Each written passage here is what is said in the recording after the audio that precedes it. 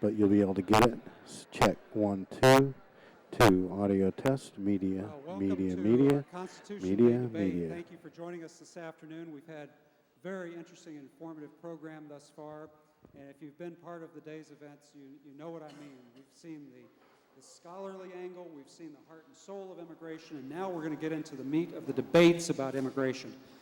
I wanted to organize this debate with 3 speakers because it is such a multifaceted debate. 2 debaters, frankly, can't cover all of the dimensions of this debate. So that's why we're having 3 speakers, a little bit unusual format in an academic setting.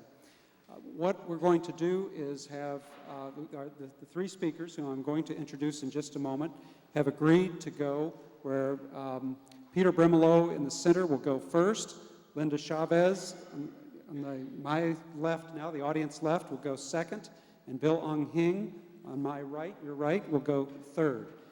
And the format's going to be that they will each have 12 to 15 minutes for an opening statement. And I have a timekeeper right here who's going to really keep you to that 12 to 15 minute opening statement. And then we'll move to 5-minute rebuttals in the same order, Peter, Linda, Bill. And then finally, we're going to open it up to you so that you can ask all the questions you want and have either them as a group respond or individuals to respond if you have a particularly directed question. Let me get on to the introductions of these distinguished individuals. I'm going to introduce them in the order in which they will be speaking. Peter Brimelow is a British-American financial journalist and author. He's best known for his writings on immigration policy. He's president of VDARE Foundation, a nonprofit educational organization dedicated to preserving the historical unity of America into the 21st century. This will tip you off into his position. VDARE, which addresses immigration policy issues, has started to really make an impact on the debate. Formerly, he served as editor of Forbes, Financial Post, and National Review.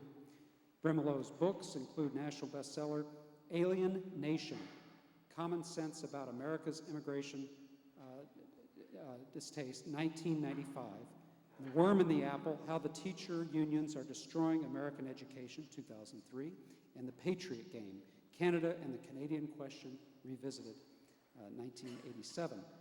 Alien Nation deals with immigration policy and the influx of legal and illegal immigrants. Ladies and gentlemen, please welcome Peter Brimelow.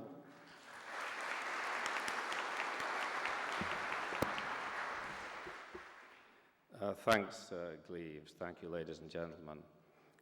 As you know, the real problem with immigration is that people come here with funny accents and you can't understand them. So if you can't understand me, please raise a fiery cross or some other cultural symbol, and I will redouble my efforts to assimilate acoustically. It's a paradox, isn't it, that immigration, as you know, you've been told today, is extremely unpopular with the American people, has been for many years. It's not even close, it's overwhelmingly unpopular. And yet, as far as I can see, all of the presentations today are pro-immigration. It's typical of the one-sided debate. On the panel, for example, of immigrants, I didn't notice any illegals, at least none who would fess up to it. I didn't see anybody on welfare, although immigrants are disproportionately involved in welfare now, excuse me. I didn't see anybody who was visibly incarcerated in prison, although immigrants are, and their children are disproportionately represented in crime. As you all know, you've all been told that immigrants do the dirty jobs that Americans won't do, and here I am.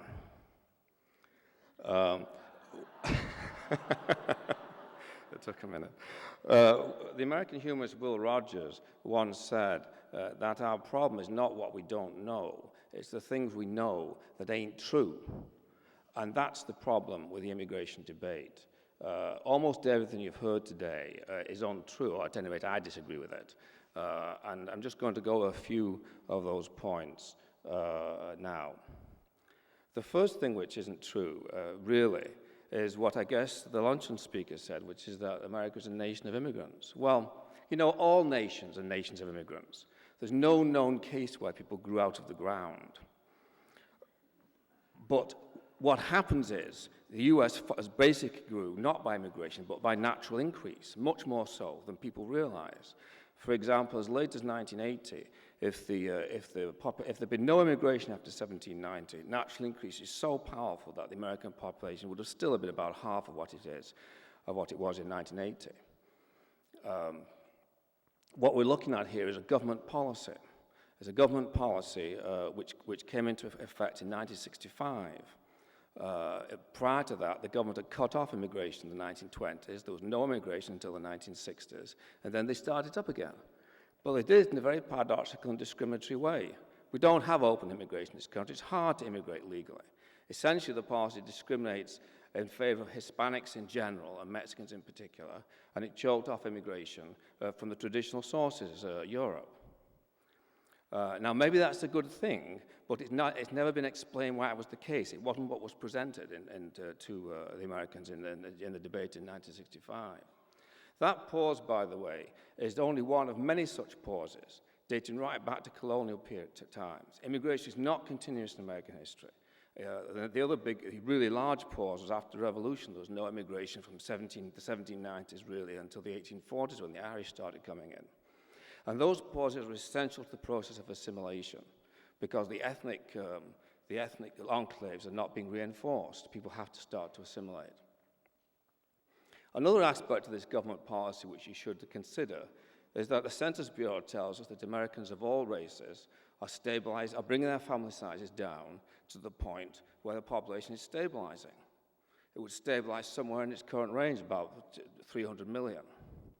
But it's not going to stabilize because of government policy. In fact, the government is second-guessing the people on population size, and in a very big way, it's going to drive population up to 400, maybe 500 million by 2050. So this is a social engineering experiment of enormous size without precedent in the history of the world. And it's not just something that's happening in natural immigration. It's not just like rain. The government has just decided to do it. So that's the first thing that isn't true, that immigration is somehow a natural process. The second one is that immigration is necessary economically. Now, I'm a financial journalist. I had to go and read the technical literature. It's been clear in the technical literature for more than 15 years, the consensus among labor economists, which I had in my book Alien Nation, and which was reflected in the National Research Council study of New Americans in 1997, is that there is no benefit in aggregate to the native born from this current immigration inflow. It does increase GDP, but the great bulk of that, virtually all of it, goes to immigrants in the form of wages. Then the native born are no better off. In fact, they're worse off because there's a loss from transfer payments, from having to pay for the immigrants' kids' education and the healthcare and all this kind of thing. It's not enormous. It's somewhere in the $20, $30 billion a year. But it does fall very heavily on some states. In California, every native-born family is paying about $1,000 more in taxes to support the immigrant presence. In effect, Americans are paying to have their country transformed. The really interesting thing about the economics of immigration is that although it doesn't benefit the native-born in aggregate, it does cause immense income redistribution within the native-born community. It's in excess of 2% of GDP transferred from labor to capital. There's been a 30-year stagnation in wages of lower and middle-income workers in this country. In real terms, it's not increased for 30 years. Immigration is a major part of that because it is driving down, it's affecting the wages of the native-born. There's a very simple explanation of what's happening here. Immigration is an attack by capital and the educated elites on the working class, on the American working class, aided and abetted by special interests. Barbara Elliott, who I've known for a long time, said recently that it was the right thing to do. Maybe for some reason it is the right thing to do, but it's an ugly thing. It's an ugly thing. There's a lot of happy talk about immigration, but it has an ugly aspect to it, which we haven't addressed here today. The third point I would make is that, in fact, we've not been here before. This is unprecedented. It's a leap in the dark. We don't know if it's going to work. Gleaves, when he introduced this session, quoted from de Tocqueville and so on, saying what a diverse country this is, and it's always been diverse. Diversity is a relative term. In fact, in the 1790 census, there were about 3.5 million people here, 3 million whites, 500,000 blacks. But of course, the African Americans were slaves. They weren't part of the political nation. The whites were 80% British, 60% English. It wasn't a diverse society at all. And that was the society that Tocqueville saw when he came in the 1820s, because there had been no significant immigration. And that was why John Jay said in the Federalist Papers that the reason that we can make a federal union work in the US is because we're one people with one history, speaking one language, with one religion. And he didn't mean Christianity, he meant Protestantism. The country was more than 95% Protestant. Now, obviously, things have changed since then, but it's been a slow, organic change until now. We're taking a leap in the dark here with this enormous increase in the population from non-traditional sources, and there's no guarantee it will work. So because it can't be justified economically, the question which immigration enthusiasts have to answer is, why do we have to take this risk? What exactly do they have against America as it existed in the 1960s? I was thinking what Barbara said recently. I guess the fourth point I would make is it really the right thing? Barbara was quoting, is a Christian, and she was discussing it in terms of what she thinks Christian theology necessitates. Well, I'm a Christian too. I'm an Episcopalian. Does that count, Barbara? It doesn't count, okay. There's no rationale in Christian theology for welcoming the stranger. The Bible's full of warnings against miscegenation and the stranger shall get above you and all that kind of thing. There are plenty of counter quotes. But there is a rationale in Christian theology. Your first and fundamental duty is to your family. That's what Christian theology says. And in this case, the family means the nation, the people who are here now, not the 4 billion poor of the world who can't be helped through immigration to the US anyway. The second thing that Barbara said, which got my attention, is that we're all the children of God. There's no basis for that in Christian theology either. It's very clear going right back to St. Augustine. We are the children of wrath. We are the children of the fall. It's because we're the children of wrath that we need government, that we need laws, that we need borders, and we need immigration policy based on reality, not on happy talk, not on fantasy, no matter how well meant, and not, of course, on lies. Finally, I was very intrigued to notice that a discussion of the constitutional provision that you have to be an American-born citizen to be president. I'm an immigrant, and it strikes me as entirely reasonable for the Americans to make this stipulation. And I'm in favor of it being abolished, because then I could run for president. And I might do better than you might think. You've been warned. Thank you very much.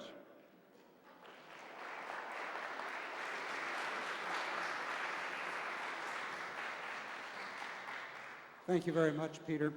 Linda Chavez is chairman of the Center for Equal Opportunity, a public policy research organization in Sterling, Virginia. She writes a weekly syndicated column that appears in newspapers across the country and is political analyst for Fox News.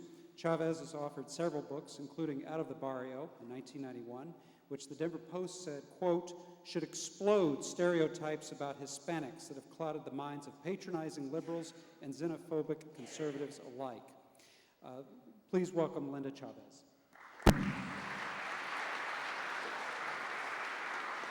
Thank you very much, Gleaves, and it's a pleasure to be here today and to debate this important topic. Although I must say that I find it odd that we are debating this topic today, and you may wonder why. If you were to turn on cable news tonight, whether it's Lou Dobbs on CNN or Bill O'Reilly on Fox News Channel or one of the other shows on all of the myriad of cable news programs we have, you might think that we are currently experiencing an invasion of illegal aliens, the likes of which we've never known in this country. In fact, that's not accurate. Immigration, while it is historically quite high right now, is not even at the historical high point for the recent past. The greatest period of legal and illegal immigration came between 1995 and 2000, when it peaked at about 1.5 million a year. Following the attacks on the United States in 2001 and the decline in our economy, legal and illegal immigration declined by about 25%, down to about 1.1 million in 2004. Then the president gave a speech talking about changing immigration policy, and lo and behold, illegal immigration started to go back up again. However, the Republican-controlled Congress has not done its duty in terms of passing immigration legislation this year, but its rhetoric has scared off a whole lot of illegal aliens because, in fact, illegal immigration apparently is down again this year. So I say it's ironic that we're discussing this at this time because I don't think it is based on the numbers. I do think it's based on something else, and I'll talk about that in a moment. I think if we really truly wanted to solve the immigration issue in the United States, and specifically the problem of illegal immigration into the United States, it's really quite simple to do. Despite all the Sturm und Drang in Washington, D.C., it would not be that difficult to come up with an immigration policy that, at least in terms of satisfying the economic needs in this country for labor, and I disagree here with Peter that I do believe we have a need for labor. We're creating about 1.5 million, depending on the time and in the economic cycle, about 1.5 million jobs a year, sometimes as many as 2 million jobs a year. And with that stable population, we do not have enough people to take some of those jobs. So I think we actually do need to import some. And if we wanted to solve the illegal alien problem, we could do so with a stroke of the pen simply by creating a guest worker program or a temporary worker program that allowed people to come here legally that are now sneaking illegally into the country. And this is essentially the policy that we had in the United States prior to 1924, when we had more or less unrestricted immigration, with the exception of the Chinese exclusion laws, which were based on racial animus, which excluded people from Asia. We more or less, if you were able-bodied and could afford passage in steerage on a boat and got to the United States, or if you happened to live in Mexico, were able just simply to cross the border, you got to become an American. The only laws really had to do with naturalization, and we went through various periods of changes in laws, including the Alien and Sedition Acts, which tried to lengthen the period in which you had to reside in the United States to 14 years before becoming a U.S. citizen. So it's not that difficult to solve the illegal alien problem. It's simply a matter of changing laws so that we go back to a market-based system, one which takes into account the economic reality. Obviously, if we are in a recession and not creating jobs, and we have people here who have the skills to perform the jobs that need doing, we don't need immigrants. At those periods of time when we are creating jobs at a faster pace and when we are missing people either at the high end of the skills cycle or at the low end, then it makes sense to increase the amount of immigration, both through a guest worker program and through a resident alien program. Now, we can debate, and probably we will get into this in the question and answer, how it is we ought to determine how to allocate those slots and who ought to get them. I, for one, think it would be perfectly reasonable to have slots given preference on the basis of speaking English, because I believe that English is an acquired skill. It's not racial or ethnic. You can learn to speak English, and speaking English is more likely to allow you to move into the mainstream. So I have no problem with that. I think what we're really talking about, though, is something that is very different than the economics of immigration. I think what we're really talking about is fear that this new group of immigrants, legal and illegal, who are coming, are not going to do what previous groups have done in the past, and that is assimilate into the mainstream. And here I have to compliment Peter, because I think he and Pat Buchanan and a handful of others are the only people in this public debate who are willing to talk about this openly and honestly. The fear is that Hispanics, it's not really a fear of all immigrants, it's really fear of Hispanics. Nobody is terribly worried about the 40% of legal immigrants coming to the United States from Asia, whether or not they're going to succeed. I think people are pretty confident that they will, in fact, integrate into the mainstream, certainly socially and economically. The real question is whether or not Hispanics will, and that is what the debate is all about. And this is why I take the position that I do, because having looked at the evidence, having looked at what has happened to Hispanics, and particularly to the children of Hispanic immigrants in the United States, I am encouraged that Hispanics are doing what every group has done before them. If you look at education, Hispanic immigrants come with miserable education skills. They have substantially fewer years of schooling than the American-born do. But the second generation of Hispanic in the United States, 86% of them graduate from high school. Now, that's not quite fully the graduation rate of non-Hispanic whites, which is about 92%, but 86% isn't bad. If you look at the number of second-generation Hispanics earning four-year college degrees, about 12% of them earn those college degrees. This is somewhat less than that of non-Hispanic whites. About 26% of non-Hispanic whites earn four-year college degrees. So there is a gap in terms of higher education, but nonetheless, we are not talking about people who are likely to be stuck and mired in the underclass. If we look at family structure, Hispanics of the third generation are actually more likely to live in family households than any other group, with the possible exception of Asians. I actually didn't look at Asians, I looked at whites and blacks. About 81% of third-generation Mexican Americans live in family households. And in fact, Hispanics overall are more likely to live in families that are constituted of a husband, a wife, and children under the age of 18 than most other groups. If you look at intermarriage rates, Hispanics are doing it at a faster pace than previous immigrants have, intermarrying with others outside their group. Somewhere between about a quarter and a third of all U.S.-born Hispanics marry non-Hispanic whites. If you look at home ownership, 60% of second-generation Hispanics own their own home in the United States.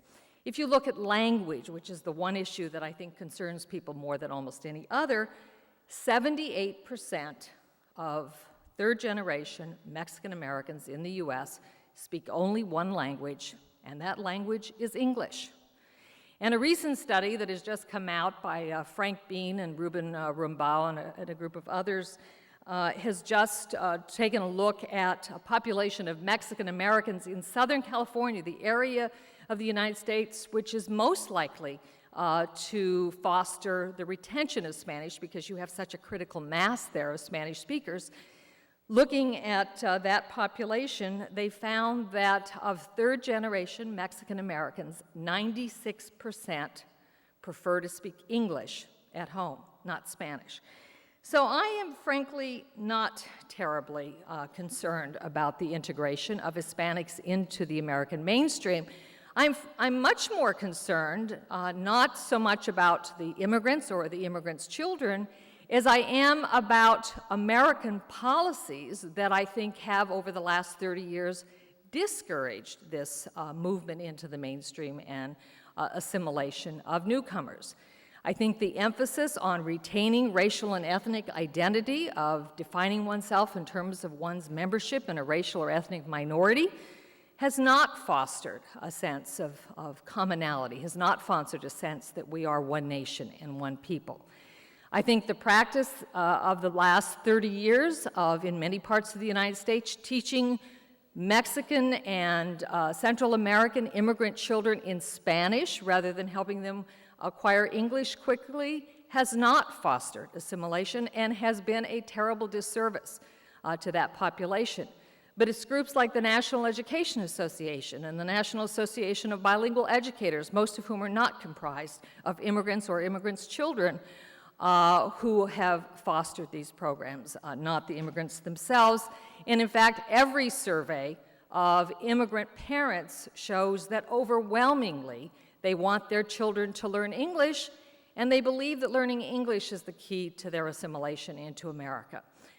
I do believe that we are a richer nation because we open our doors to people from all sorts of places and all across the globe. I do not believe that we would benefit as a society from closing that door, particularly not at a time when we want our economy to expand. I think that if you want to look at a nation that has closed its doors and for whom stable population growth or zero population growth or below zero population growth is an example. Look only at Japan. Japan has been very anti-immigrant, has not allowed people to come to that country, and has had great difficulty in replacing its own population. The economy of Japan is not one that I would like to see emulated here in the United States. Thank you very much.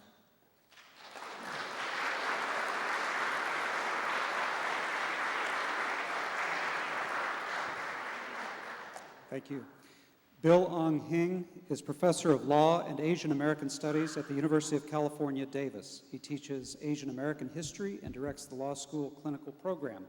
He is author of numerous academic and practice-oriented books and articles on immigration policy and race relations. His most recent book, Deporting Our Souls, Values, Morality, and Immigration Policy, is forthcoming, has just been published, I believe, this year. Professor Hing. Thank you. Thank you very much, and thank you for the invitation to join you here today. Some of you probably saw this article. It was an Associated Press article that ran this weekend, and it was about a town in Georgia, Stillmore, Georgia. Anyone see this? A couple of you did. And the title basically was, "The town is dying after immigration raids." Trailer parks are abandoned. The poultry plant is scrambling to replace more than half of its workforce. Business has dried up at stores where Mexican laborers once lined up to buy food, beer, and cigarettes. This Georgia community of about 1,000 people has become little more than a ghost town since September 1st, when federal agents rounding up illegal immigrants began. The sweep has had the unintended effect of underscoring just how vital the undocumented immigrants were to the local economy. In the body of the article, if you read further, it talks about a raid that was conducted at a trailer park that was owned by David Robinson, where undocumented immigrants were handcuffed and taken away. Almost none has returned, and Robinson bought an American flag and posted it by the pond upside down in protest. He states in the article, "These people might not have American rights, but they've damn sure got human rights," Robinson said. "There ain't no reason to treat them like animals." There is a little bit of difference between the three of us up here, maybe a lot of difference, and maybe I should be sitting at your left, okay? My solution to the undocumented immigration problem, I understand there's about 100,000 here in Michigan, is to give them a parade and value them for what they've brought and value them for the courage that they represent. As the noontime speaker said, we are a nation of immigrants, but we're also a nation that loves to debate immigration policy. Except for a few Western Europeans, virtually every new immigrant group that arrived experienced derision from nativists, but each newcomer group had its supporters as well. Thus, depending on the era and which side had the most influence, legislative and enforcement policies might be friendly or hostile toward the newcomers. For example, the battles that led to the Asian exclusion laws from 1882 to 1917 and national origins quota system in the 1920s that disfavored Asians and Southern and Eastern Europeans occurred. But the debate resulted in more fair immigration categories in 1965 and a limited amnesty program for undocumented in 1986. Sometimes the hysteria over immigration policy can lead to cruelties that we later regret, usually implemented when anti-immigrant forces are particularly strong. These include instances of mean-spiritedness that extend beyond a decision simply to admit fewer immigrants per se or to deny admission to prospective immigrants who are criminals or suffering from infectious disease. The Asian exclusion laws and the quota provisions targeting Southern and Eastern Europeans are prime examples of such disgraceful enactments. Another shameful example is Operation Wetback in 1954, when more than 1 million undocumented Mexican workers were deported after being recruited and used by American growers for years. the turning away of destitute European Jewish refugees on the SS St. Louis in 1939 by the Coast Guard was another example of tragic callousness. They were killed by the Nazis after being forced back to Europe. Unfortunately, the heartless side of U.S. immigration policy is on full display today. Anti-immigrant fervor has been quite effective of late. The cold, antiseptic vision of U.S. immigration policy requires the deportation of a young Cambodian refugee who has lived here since the age of 6, growing up in a crime-ridden inner-city ghetto where he resettled with his family. He turned to gang violence as a means of self-protection. These policies lead to the criminal prosecution of a humanitarian worker in the desert of Arizona for driving a dying illegal border crosser to an emergency room. Reminiscent of the SS St. Louis, those policies require the Coast Guard to intercept and turn back Haitian refugees before they have reached our shores, even though many of them have valid claims for asylum. They uphold the deportation into chaos of a Somali national to a country with no formal government that can protect him from random violence once he steps off the airplane. And the anti-immigrant contempt that supports these policies would deny a public school education or medical care to a U.S. citizen child simply because her parents are undocumented. The anti-immigrant movement in the United States is as strong as ever. Immigrant bashing is popular among politicians, talk radio hosts, private militiamen, and xenophobic grassroots organizations. The complaints, of course, are wide-ranging, from the vitriolic, we must protect our borders from the wave of non-English speaking, non-white masses who threaten our way of life, to those who are less apprehensive about change, but who believe that more modest numbers of immigrants should be admitted to better facilitate the Americanization of those who are admitted. They include those who claim that immigrants take away jobs from native workers and those who recognize the need for some workers, especially the low-wage workers, but only want to extend temporary as opposed to permanent status to those workers. By definition, the common thread that one finds in today's xenophobic rhetoric is fear as a means of persuasion. Somehow, if we do not take radical steps, the idea goes, the United States is doomed to be turned into a Spanish-speaking nation or a land that is unrecognizable without a trace of the American institutions we value. Whether intended or not, the fear evolves into hate or disdain for newcomers and eventually into draconian law and enforcement policies. Thus, in 1994, California voters overwhelmingly supported Proposition 187, excluding citizen and undocumented children from public schools if their parents were undocumented. In 1996, Congress moved to cut off food stamps and welfare benefits to lawful immigrants and refugees, irrespective of how truly needy they might be. That same year, Congress wanted to impose a 30-day filing deadline on anyone entering who might be seeking asylum, even though refugees are hard-pressed to enter with the neat bundle of evidence needed to establish a claim so quickly, and most need to adjust mentally because of post-traumatic stress disorder. The fear-based strategies can become deadly. Beginning in 1994, the Clinton administration implemented Operation Gatekeeper, a strategy of control through deterrence that involved constructing fences and militarizing parts of the southern border that were the most easily traversed. Instead of deterring migrants, their entry choices was shifted to treacherous terrain, the deserts and the mountains.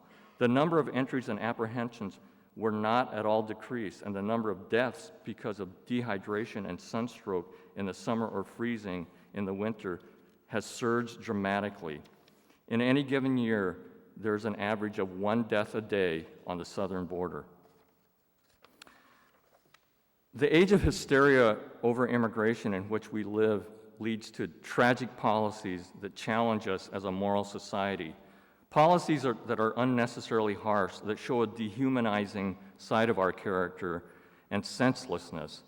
They bring shame to us as a civil society. When I meet and speak with immigrants, both documented and undocumented, I find decent, hardworking folks who have traveled to rejoin relatives or to work, or in the case of refugees who are fleeing persecution and seeking freedom. I find individuals who want to be Americans and who definitely want their children to be Americans. If we were in their shoes, in fact, many of our parents and grandparents were in their shoes, then I'm confident that we would want to be treated with simple human respect. Thanks.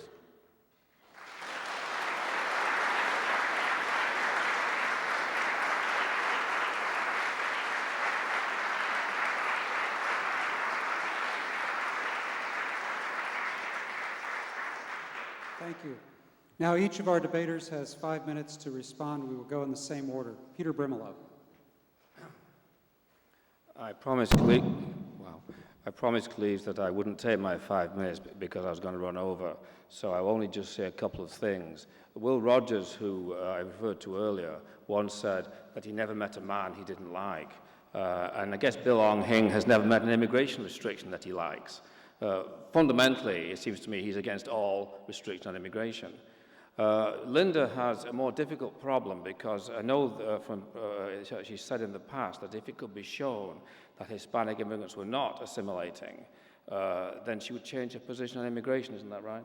Right. Well, the fact is that they're not assimilating. We can see it very clear in the data. Linda's just not catching up with the numbers, that's all. It's quite clear that they're forming they're going to form. They're not all unsuccessful, but they are forming a significant underclass, similar to the underclass that we have already. Rather than get into a long argument about numbers, I'll point to one. Well, there's a very good report on this that's just come out from the New Century Foundation. There is no market for bad news about immigration in the mainstream media. You have to go to alternative media like VDare.com and so on to find it. People just will not report the news in the mainstream media. I've been in financial journalism for 25 years. I've never been allowed to write a story about immigration that actually gets at what the technical literature says. The advertisers don't want to hear it. The reason you can tell that Linda has a problem with the data is that she's constantly referring to third-generation Mexicans. Well, by definition, these people came in, the immigrant generation came in a long time ago to get to third generation now. They came in the 1950s or even earlier. Things have changed enormously since then because of this tidal wave of immigration, particularly from Mexico, that's hit in the last couple of decades. For example, we now have a situation in California where somewhere between 50 and 100,000 high school graduates can't pass the English exam. They're supposed to be proficient in English when they graduate from high school in California, but they can't pass the exam. So they're suing, of course. They've assimilated to that extent. They become Americans, so they sue people. And that's even though bilingual education is technically legal in California, but it's obviously still going on. Thank you.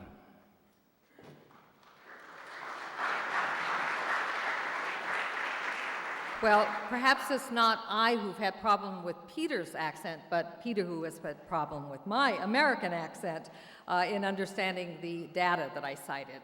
With the exception of language preference, in which I did in fact cite third-generation statistics, the statistics on education, on high school graduation, college graduation, home ownership, etc., were from second-generation Hispanics, not third generation. And by the way, my data is quite current. Some of it is as current as last week.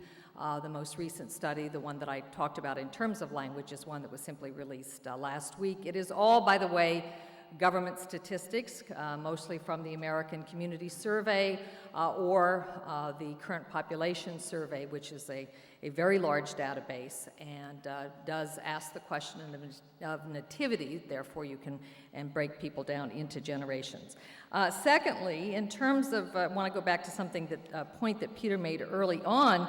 He had placed a great deal of emphasis on the fact that prior to 1980, the United States population would, if there had only been natural increase and not immigration, that we would have a population of about 150 million people. Well, I have the 2000 census data on the question of ancestry, and if you break it down, you look that of the top 15 national ancestry groups, About 160 million, or slightly over half of the US population, are also still the descendants of those groups that were here prior to immigration in the middle of the 19th century. The only groups that are represented in this top 15 groups who were not then present are Mexicans, although one could argue about that, since at least the southwestern United States did have a small population of about 100,000 persons of Spanish and Mexican origin that were acquired after the war with Mexico. Italians represent about 16 million people, Poles about 9 million, and the French about 8 million. Other than that, all of the top ancestry groups are still those of Northern European descent.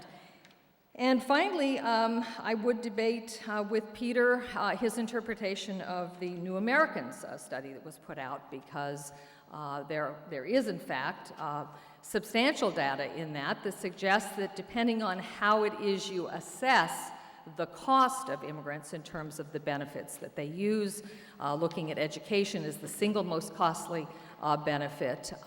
When you compare the taxes that are paid and the benefits that are used at the national level, it actually is a net positive to the native-born.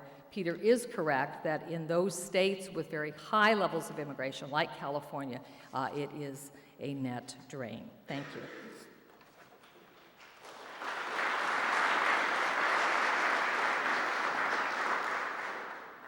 Let me make sure that I'm not misunderstood. I'm actually all for civic integration programs, and that should be our goal. And that's something that I think that this country doesn't do very well. For all the reasons that native-born Americans should be encouraged to participate in civic life, newcomers should also be encouraged. Engaging Americans in working to better our communities, schools, neighborhoods, to work for the common good, that's a goal. That's a goal that we should be constantly pursuing. And by integration policies, what I mean, that generally refers to helping immigrants understand, navigate, and participate in social, economic, and political aspects of society. And that can be done at the hands of individuals, it can be done at the hands of community groups, but I also think that that government plays a role in that. I'm not sure whatever happened to the welcome wagon tradition of hospitality, that a local neighbor or hostess would show up at a new neighbor's home with a basket of goodies. If you surf the web and Google welcome wagon, that discloses that the tradition came out of the pioneer days that seems to be more practiced in Canada today than it does in the United States. But I do think that the time is ripe for renewed civic engagement efforts directed at newcomers. A century ago, when Italians, Poles, and Jews were immigrants in large numbers, an Americanization movement was vast and vibrant. Everyone from state governments to local schools to neighborhoods, local YMCAs, took part, promoting love and loyalty for the United States. That movement fizzled after World War I, when new laws dramatically curtailed immigration. But given the demographic trends and the potentials for newcomers to contribute to our nation today, socially and economically, it makes sense to reach out to immigrants and refugees as soon as they arrive, so that they might too understand the responsibilities of being an American. Once we recognize that the promotion of civic engagement among newcomers is in our best interest, we can begin the process in earnest. There are many examples that I can discuss with you, if you'd like, during the question and answer period. However, if we just put our creative minds together, the potential for newer, more exciting, and innovative ways of promoting civic integration is enormous. Although state and local governments, including civic integration service centers, city centers, and even community police programs should take the lead, just think of the amazing things that could be accomplished when other vital institutions become involved. Schools, daycare centers, local businesses, chambers of commerce, churches, recreation clubs, neighborhood groups, senior groups, youth groups, they bring such rich possibilities to the enterprise of civic integration. Former President Jimmy Carter reminds us in his most recent book, Our Endangered Values, America's Moral Crisis, that George Washington who was inspired to establish a nation that was the antithesis of a cruelty demonstrated by the British military during the Revolutionary War, sought to establish in America a policy of humanity. With this foundation in mind, the United States has sought to be a champion of human rights throughout the world. But when it comes to immigrants, I believe that we've forsaken this policy of humanity. Instead, we've installed a regime that literally and figuratively criminalizes and punishes immigrants in pursuit of what is more a policy of inhumanity. But I choose to believe that most Americans are decent, well-meaning individuals with a solid sense of right and wrong, who are often silenced by a vocal minority of neo-nativist Americans who have had the opportunity to work or socialize with people of other backgrounds. Once you've done that, when Americans socialize with people of other backgrounds, you come to realize how much we have in common. In our hearts, we understand that reaching out rather than lashing out is the right thing to do. Emotionally, we know that having an open heart is the best path. We should strive to be thoughtful and treat people right, to adhere to high standards of truth, justice, humility, compassion, and forgiveness. I believe that the vast majority of Americans, if given the choice, would endorse a welcoming approach toward immigrants, documented and undocumented, but they sense no immediate way to intervene in mean-spirited immigration enforcement policies. We have a choice of Americas. There are two Americas in the United States when it comes to race, ethnic background, and who is an American. One is an all-embracing America on the matter of who is an American. That vision recognizes that the United States is a land of immigrants, and that in spite of exclusionary policies aimed at different groups throughout our history, the country is comprised of members of all different shades and ethnic backgrounds. The other America is narrow in its view of who is an American. This second vision is largely a Eurocentric one, excluding those of Latin and Asian descent, and as we have seen more recently, excluding those of Middle Eastern background. I choose to think that we are open-minded and we want to embrace the broader vision of America, because once we realize that when immigrants do well, we all do well, we can progress as a society. Thanks.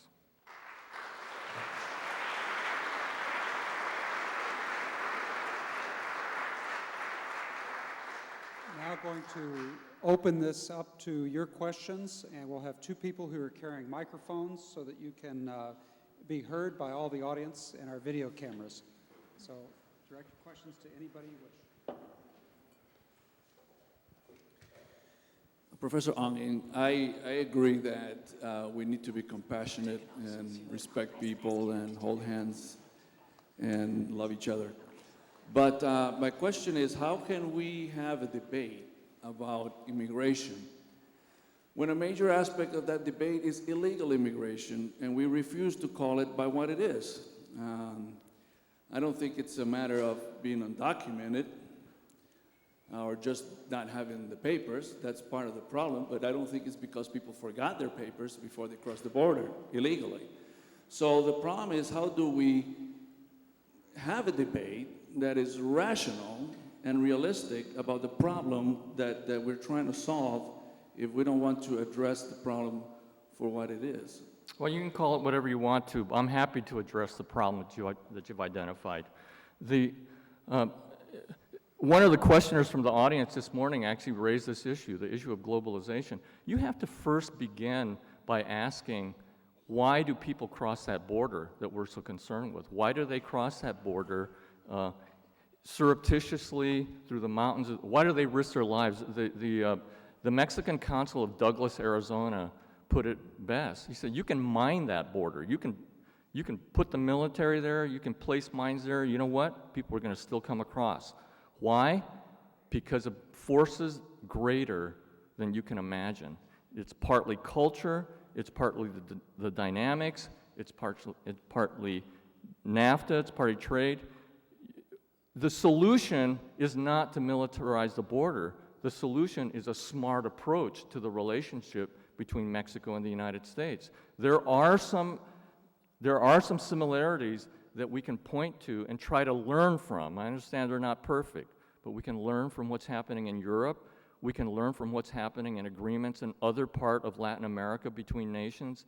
And that's when we begin to get smart, because people are going to continue, as much as you pray and want people to stop coming across that border, they're going to risk their lives. And we don't begin to imagine why they come here unless we understand that. Once we do, and once we start fashioning programs where we can regularize the flow, that's when we're going to solve the problem.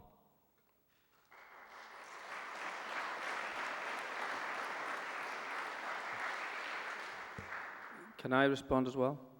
Okay. Of course, that doesn't answer the questioner's question, which is why describe illegal immigrants as undocumented, which, of course, essentially implies the Americans don't have a right to control their borders at all.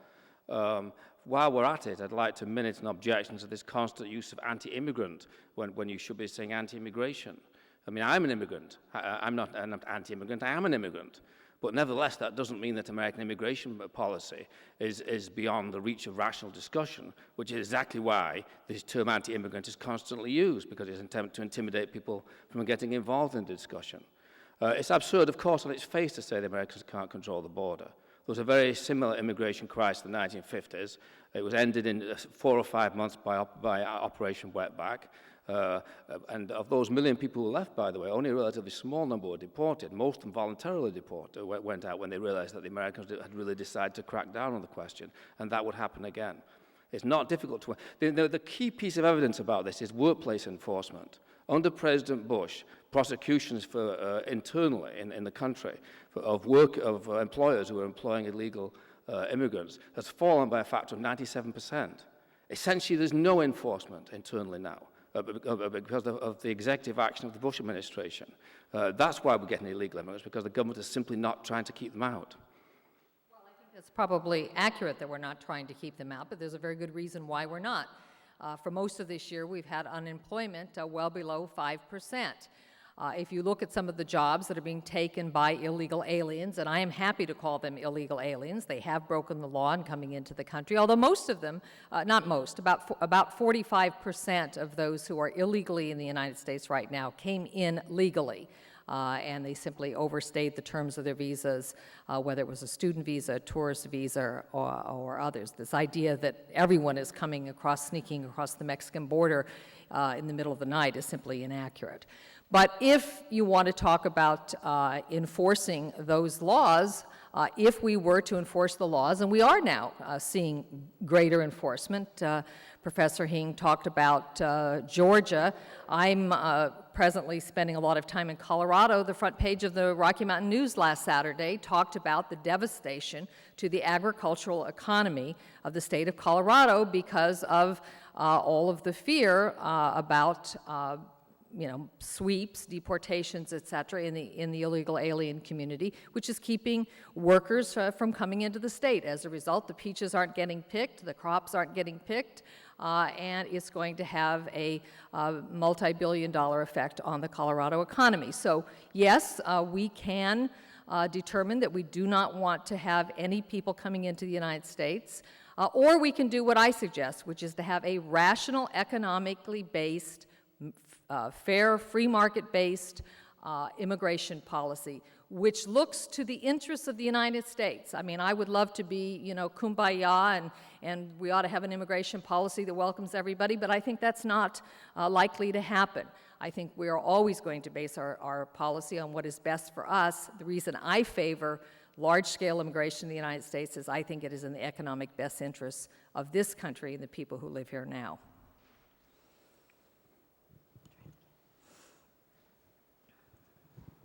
I have a question or an observation. Earlier I had talked about immigration to Michigan, and there were two groups that, I talked about, I think, one of them, but for instance, there are a large number of Irish that have come in recent years, and Poles who have come, and there are probably others. who are here on the off-the-books economy. And so in the discussion, I always hear about Latinos and Mexicans coming across the border, but I find it very curious that I never hear about Europeans coming over and any kind of a fuss made about that. The other point, kind of an observation, and somebody can make a comment about it, I always hear how immigrants do not want to become citizens. For the native-born, do you know how difficult and how costly it is to become a citizen? I thought, and I even told the student, go to the library, go to the federal documents, find out how to become a citizen, and do it. Ah, how naive I was. It is all but impossible. I have a student, now a good friend, who has been working on it for 10 years and is going to have to spend tens of thousands of dollars. So we who are native born think that you become a citizen simply. You simply don't. It is very, very difficult. And if anybody has a comment about that, am I wrong or is it true? Well, frankly, I think that the reason why, to be honest with you, I know that the numbers the scale is vastly different, but the reason why there's not a lot of conversation about undocumented back then Poles and Irish is because of race and color. I mean, let's be honest. And there's undocumented Canadians in the United States too, and we're not militarizing the northern border. In fact, 15 years ago, when a survey was done of undocumented in the United States, the largest group of undocumented immigrants in Chicago were Polish. And also in the 1980s 1970s and 1980s, when there was a push for Irish nationals to come into the United States because of the economic problems in Ireland, there were bills immediately introduced in Congress to correct that, and they were enacted so that the diversity visas priority was given to Irish nationals. I supported that bill because I thought there was a need to expand visas for them, as I do for others as well. But they had, Senator Kennedy and other Irish American politicians who introduced bills for them. They didn't get much publicity, but they sailed through Congress, and that happened fairly easily. And whereas special legislation that would, for example, give Mexicans visa priorities in order to ease the backlog, to ease undocumented immigration, that doesn't sail through quite as easily. Well, in fairness, I do think the scale is significantly different. And when we are talking about the illegal immigrant population, it is overwhelmingly Latin and overwhelmingly Mexican. So I do think there is a difference in scale. By the way, Professor Hing mentioned Senator Kennedy, and I had talked about perhaps giving preference to English speakers if we were going to set up some sort of a lottery for who got admitted and who didn't. That actually was Senator Kennedy's idea. I don't think he was thinking of setting up English classes in central Mexico. He was concerned about the Irish immigrants who might, in fact, benefit from that preference.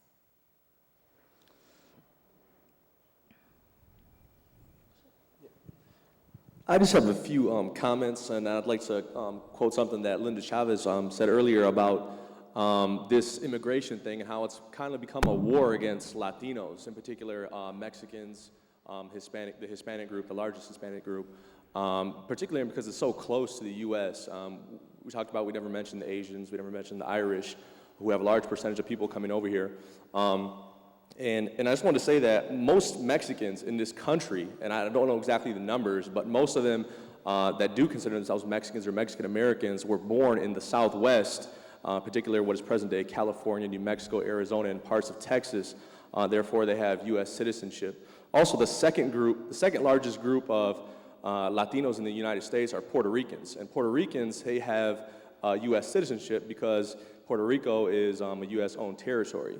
The last thing I want to say is that with this whole immigration boom, it's kind of undermined the whole idea of how we have many corporations who have established sweatshops in other countries. And we talked about sort of the jobs that in this country that Americans don't want to do, but we never really look at the jobs that these major corporations in particular, maybe Nike, maybe Walmart, who have established major sweatshops that are having people work for pennies a day. And I just wanted to make those few comments. Well, I would like to correct you in terms of Mexican Americans. The adult Mexican origin population in the United States is about 50-50, half foreign-born and half born here. And of those born here, as I said, there were only 100,000 people in all of the territories acquired by the United States in the war with Mexico. And their descendants, I happen to be one of them. My family goes back in New Mexico to the early 1600s, but they are not the primary group of Mexican Americans in the United States. There was a huge influx after the Mexican Revolution in the early 20th century, and then large influxes throughout the 20th century. So, but it's about half U.S. born and half foreign born. Salutations. I apologize for asking a question that hasn't been very well formulated, but my question to you, primarily, you said that you are a Christian, and my question is, from the point of view of a Christian, is there something in your teaching somewhere that suggests you should treat other people the way you would like to be treated yourself? And if there is, do you think that should have any relevance in the question of how people who were considered immigrants by the ones who immigrated before them should be, who were immigrants before them should be treated? Look, I'm sorry, I just didn't understand that question. Can you repeat it? Or maybe you should repeat it.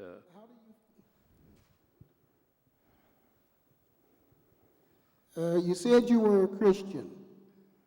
How do you relate to the idea or concept of treating other people the way you would like to be treated yourself? How do I like to treat, do I think I should treat other people the way I like to be treated myself? The answer to that is yes, I immigrated legally. Excuse me? I immigrated legally. I conform with the laws. Now this is a follow-up question. When you talk about immigrants, because you said everyone is an immigrant because nobody just popped out of the ground. You said that when you first started, that everyone's an immigrant because no one popped out of the ground. So at some point, you have to start that someone came over and became an immigrant. So apparently that would have to be the second one that came over. Now, and I've heard very little talk about the ones that didn't come over, the ones that were already here. And do you think they should fit into the equation anything? Because right now, many of them are in reservations. This is a question about Indians? Well, of course, I think the Indians had a very poor immigration policy, and look what happened to them.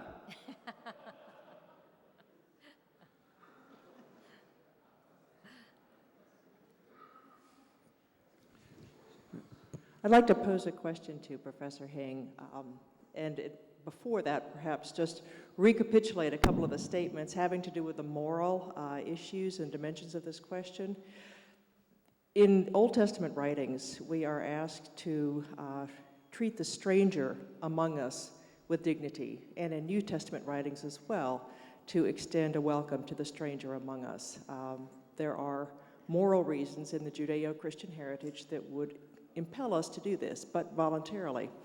Professor Hing, you mentioned that there are a number of civic opportunities and ways that people can participate in the acculturation or assimilation process. The fact of the matter is we have somewhere between 10 million and 20 million people living in the United States now who one way or another have to go through an assimilation process. I don't believe we're going to deport all of them. So for those who are here, you had alluded earlier to opportunities in the private sector. Perhaps you could share some of those examples with us. Sure. Thank you, Barb. A lot of you in the audience may not like hearing this. I don't think Mr. Brimelow will enjoy hearing this. But at some point in the next few years, there will be a legalization program that's enacted. There is no other choice. The earlier speakers said it very clearly. We're not going to round up and deport people, not 10 or 12 million. Will the public, the other option other than granting legalization is to do nothing. okay, which it's happened so far, right? So eventually there will be a legalization program. And once that happens, it's definitely incumbent on us, depending on how many people come forward to apply, to engage in civic integration programs. We're crazy if we don't reach out and do something. So some of the examples, in Santa Clara County, that's just sort of down the street from where I live in California, Silicon Valley, there are major partnerships between government and community groups and churches where they reach out to different ethnic immigrant groups, give them language training, give them job training, teach them how to use the bus, teach them how to open bank accounts, teach them about the laws, teach them about what goes on, how to help their kids study, how to set up an environment, all of that is happening in Silicon Valley. That's one thing that I think is an excellent model.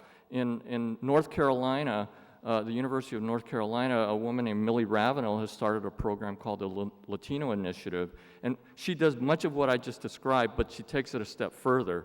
What she does is she takes local teachers and politicians to Mexico, where most of the immigrants are originating from into the North Carolina area, to live with families, to find out why did people move here. And there's a very well-known story about a local sheriff, I guess he was a county commissioner, named Rick Givens, Givens. He had sent a letter to the immigration officials demanding the roundup of undocumented immigrants because they were taking jobs away. And Millie invited him to go to Mexico with him. And by the time he came back, he retracted that letter.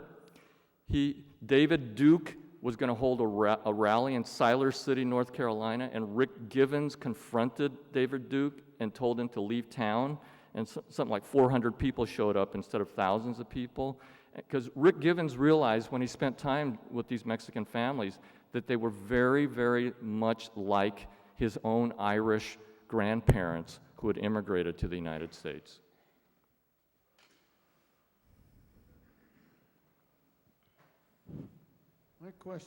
My question is this: the guest worker program. I've heard two arguments. One is that if we had a better guest worker program, that people would come over and work and then at the end of the day return home. The other argument is that historically guest workers do not return home. So I would have that question. Well, I think I was probably the first one to raise the guest worker program.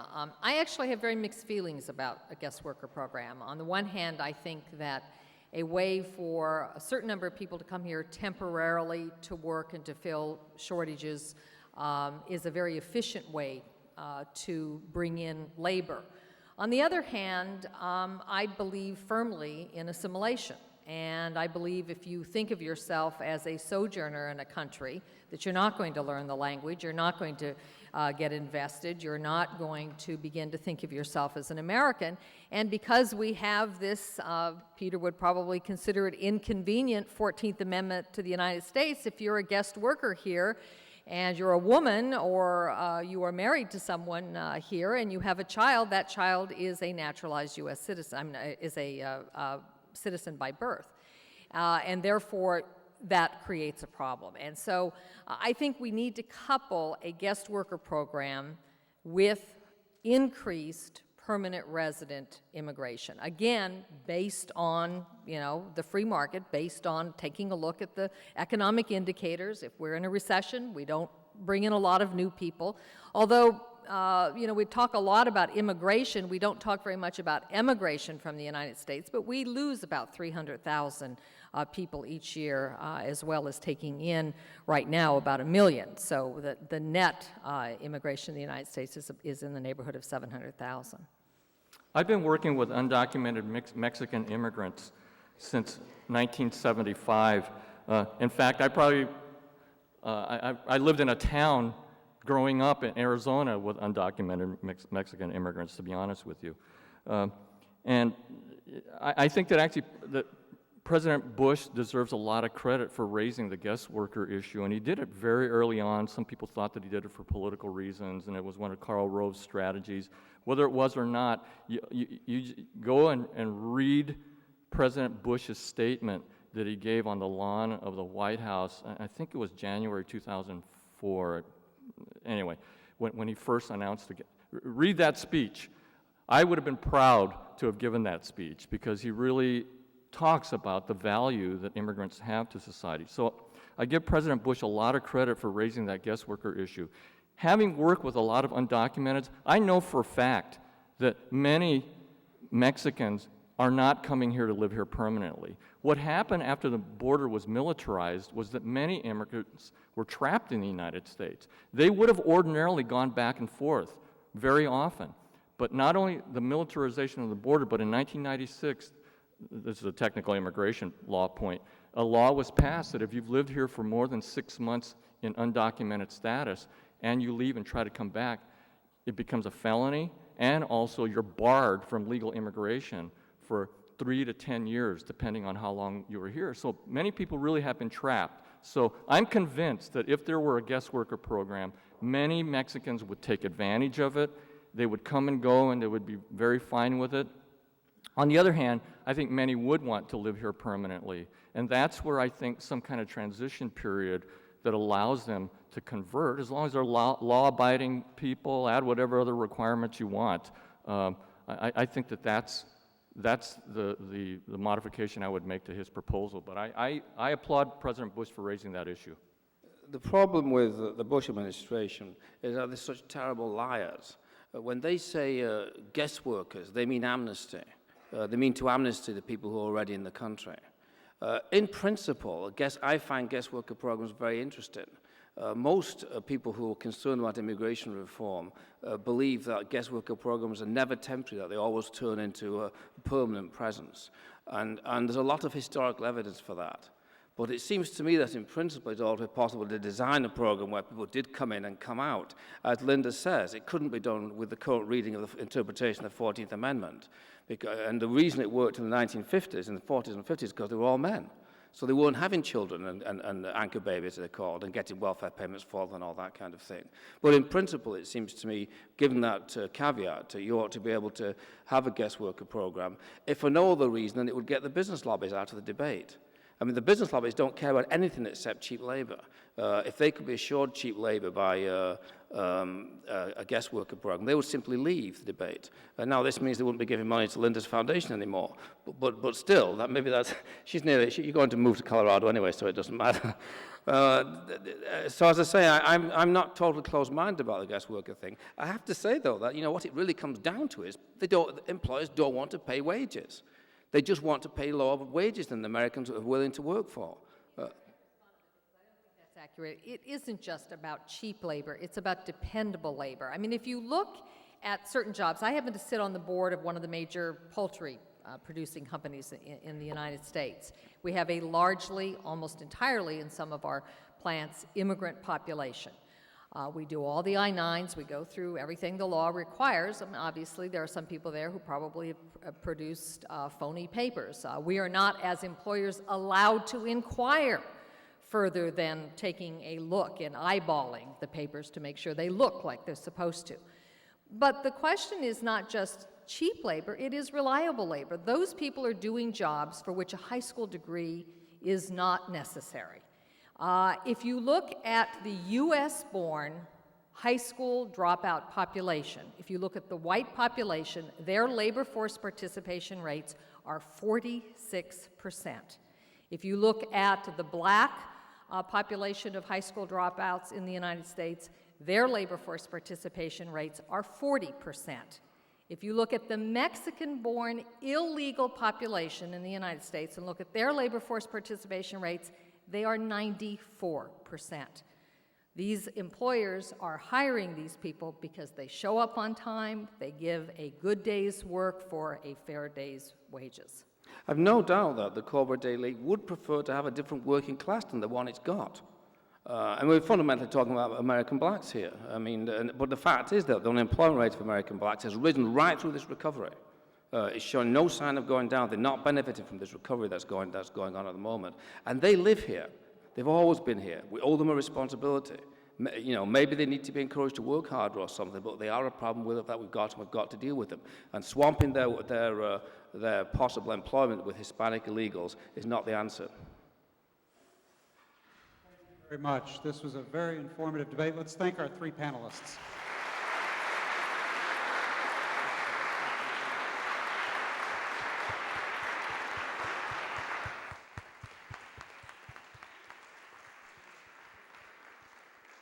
Not only do I thank our three panelists, I thank you, the audience, for coming and being so engaged and asking such good questions. I also want to thank our two partners to this. Along with the Hauenstein Center for Presidential Studies, this program was made possible by the Gerald R. Ford Foundation and the Presidential Library and Museum. We thank them. And we also thank the World Affairs Council of West Michigan for partnering with us. Finally, I want to call your attention. We're not finished yet. Tonight at 7:30, come to the Gerald R. Ford Museum to get the keynote address for the evening, and you'll get to think more about immigration and talk to more of these interesting people. Thanks a lot.